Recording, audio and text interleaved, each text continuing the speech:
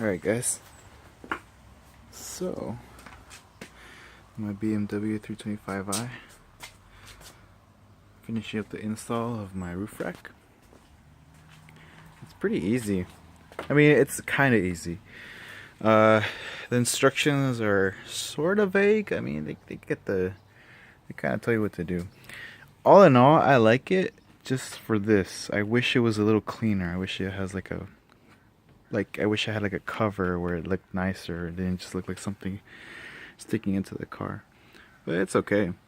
What makes your life a lot easier, it did not say this in the instructions, is that this little thing can come off. So basically, it's really hard. I think it can be over here. Okay, well I need 2 hands to take it off.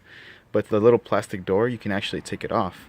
And that enables you, I don't know if you can see, but if you take this door off, the only thing blocking your way is this little plastic hinge. So be careful when you do take it off, because if you break that, you know, yeah, this whole thing is, I mean, I guess you could probably replace it, but I don't know how.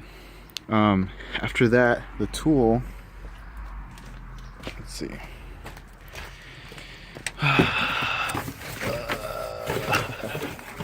There you go. Here's this tool. And this tool is specific to every, I guess, rack. I don't know, they're all specific. But if you notice, if you close this, you know, you can't really get to it. It's like right there. So what I did at first, I didn't realize that you could take off the door. So what I did is, in the manual, it says that the left side of the roof rack, you gotta look at these stickers. Yeah, I can see. Put it on that side. Okay. Well, if you see right there, that sticker right there, it tells you on what side, if it's the front rack and if it's the left or right side. And in the manual, it says that on the left side, it's already adjusted, like pre-adjusted, so you don't have to, and it has these 2 little caps.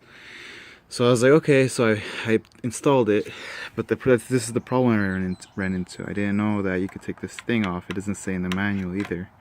So what I did was unadjust it. I unscrewed these 2 little, there's 2 little Allen bolts, right, one right here and one that's a little harder to get to right over here.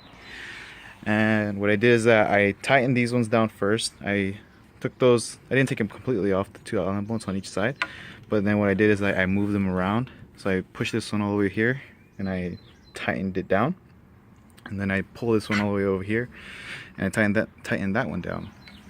But in the end, it was kind of hard, because then these were really hard to move around after that. But it still worked. But it wasn't until I got to this side that I realized that I could take the door off, this little hinge. So right now I'm in the middle of installing this. It comes in one really long one, so you have to cut it, which is kind of annoying. Yeah, this is a tool. It doubles as the Allen thing. You can take it off the handle, and then here's the Allen head. Yeah, so that's the tool, which is okay. You know, it has like a little arrow that you have to match up with the tool. Let's see, right there. I don't know if you can see it. Yeah, there's an arrow, and you match it up and you tighten it down. Make sure not to strip it, because then if you do, you know, you're pretty much screwed, because they're specific. You can't, I don't know if you can buy another one. But for this one, what I did is that since that one, the left side again, you gotta look at the little things on the inside. It says that the left side was pre-adjusted, so all I did was tighten it down. I took off the cap, I tightened it down, and then with this one I also did the same thing. I took off the cap, I tightened it down, and then first I had to loosen this one up and then push it a little forward, because it was all the way out here. And then after that, I tightened it down, clipped it in, made sure those were tight, made sure these were tight.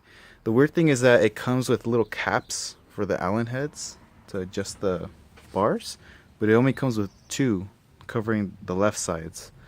So what I'm gonna do is take one off, the one that is all the way in here on that side, and then put it one on the one that reaches farther out. I feel like that one would, like, you know, get affected by the elements more than the one all the way in here. I don't know why. I would have liked it if they, you know, sent 2. I bought this on Amazon, I'll put the link in the description, but it wasn't too expensive. I followed the steps to this other YouTube video on his install. But I think he said he paid like 300 or something like that, but it was from the factory. This is OEM too. But I paid like 170, I think it was. And yeah, so I'm gonna finish putting this thing in, and then I'm gonna install the Eno wind fairing. See if I can get that in the same video. Yeah, I kind of like it a little more from the back. I like the way it looks from the back more. Looks nice. Alright, I'll see you guys in a bit.